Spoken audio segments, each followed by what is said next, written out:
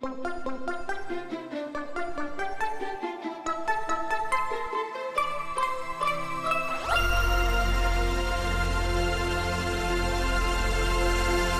morning, everyone.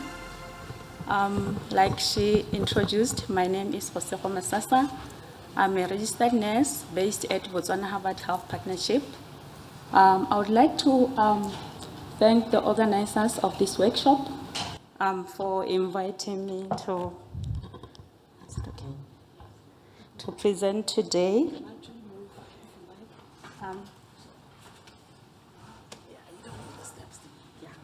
Okay, sorry.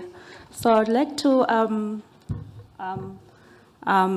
thank the organizers for this workshop for inviting me to present today.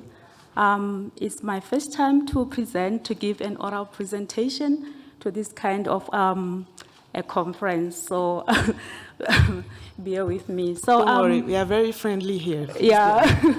So I'm going to talk about growth outcome results among children who are HIV exposed, uninfected, and these are the results from our study, which is based in Botswana.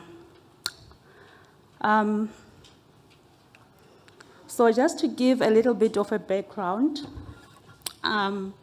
children with gestational exposure to HIV and ARVs who remain HIV uninfected, they experience a higher risk for poorer growth outcomes when compared to children born to persons without HIV. So the association between the ARVs to which the child is exposed to during pregnancy and growth has not been well investigated. So here we see the units spectrum estimates, and just like as Anna has opened this morning, we see that there are around 1.4 million children less than 15 years living with HIV. And also the spectrum data indicates that around 15.7 million children that are exposed to HIV but uninfected, and also around 14.6 million of these children are also exposed to maternal ARV during pregnancy. So while this it reflects like a major public health achievement in terms of preventing infant HIV acquisition, it is also very important, however, to better understand the ARVs to which the child is exposed during pregnancy, how safe they are. So the objective of our study was to evaluate growth outcomes at 18 months of life among children who are HIV exposed and infected, who also have gestational exposure to DTG versus Efavirenz.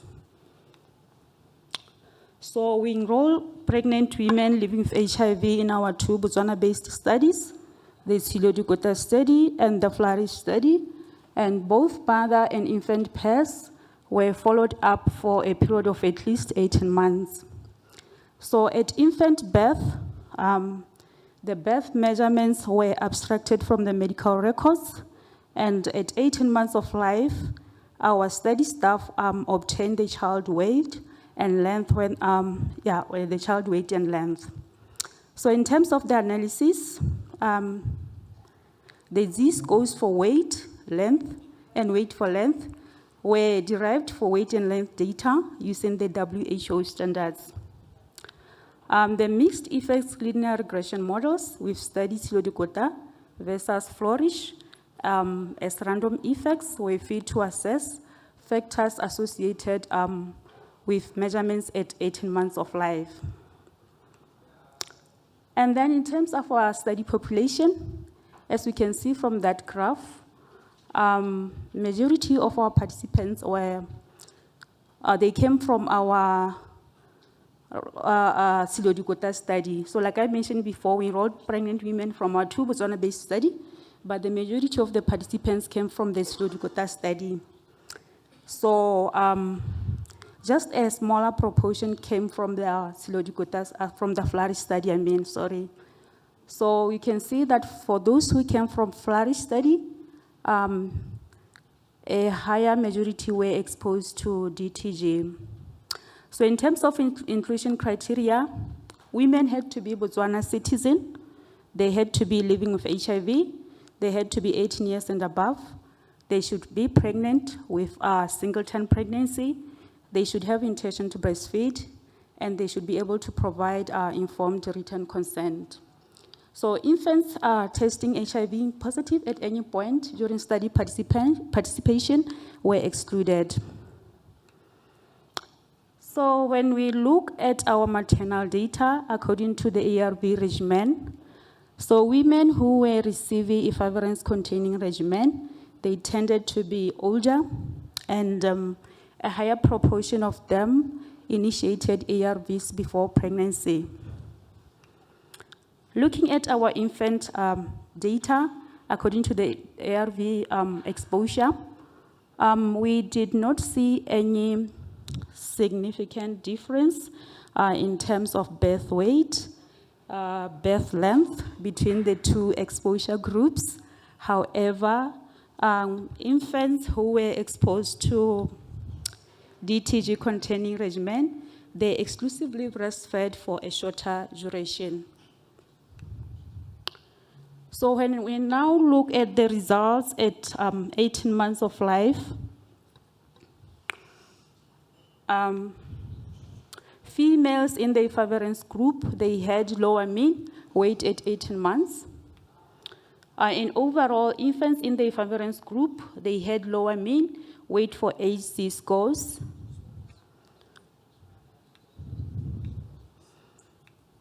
Okay, and then in terms of length, males in the Efavirenz group, they had lower mean length at 18 months.